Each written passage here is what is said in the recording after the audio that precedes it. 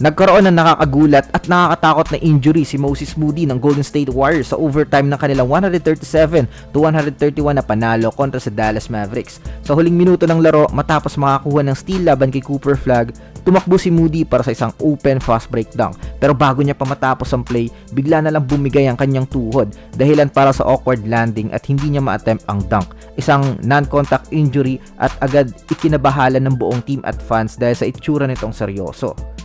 Nanatili si Moody sa sahig habang ramdam ang sakit at kalaunan ay inilabas siya gamit ang stretcher.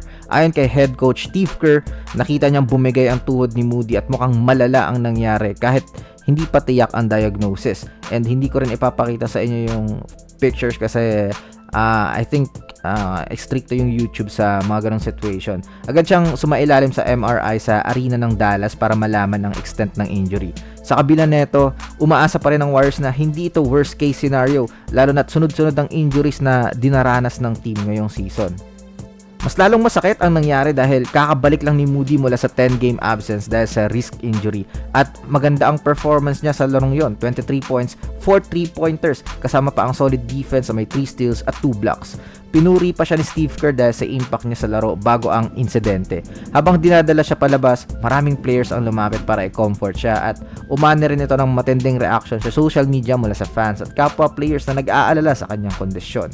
So, prayers up for Moses Moody.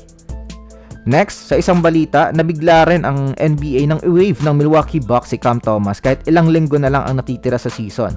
Kakasign lang ni Thomas noong February 9 at wala pang 2 buwan ay tinanggal na agad siya sa roster.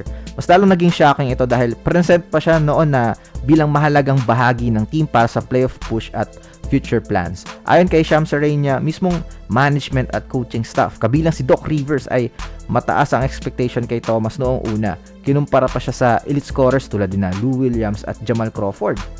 Sa simula, may dahilan ng Bucks para maniwala kay Thomas dahil kilala siya bilang prolific scorer lalo noong panahon niya sa Brooklyn Nets kung saan nagkakaroon siya ng multiple 40-point games. Noong nakaraang season, nag-average siya ng 24 points every game. Kaya inaasahan ng Milwaukee na makakatulong siya bilang offensive weapon sa suporta kay Giannis Antetokounmpo.